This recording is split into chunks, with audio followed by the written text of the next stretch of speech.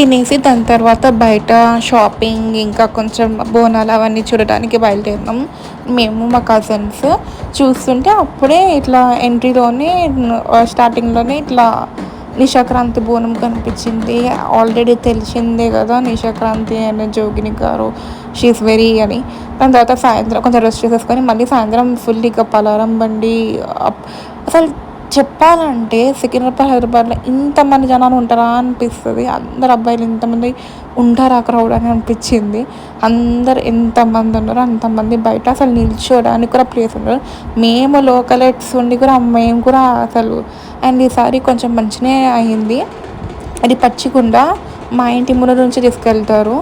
ఈ పచ్చికుండ మీదనే రంగం చెప్తారన్నమాట స్వర్ణలత గారు. సో ఈ పచ్చిగుండ వస్తుంటే ఎవరిని మధ్యలో రావడానికి ఇవ్వరు. అండ్ ఆ సౌండ్‌కి చాలా భయమవుతారనమాట.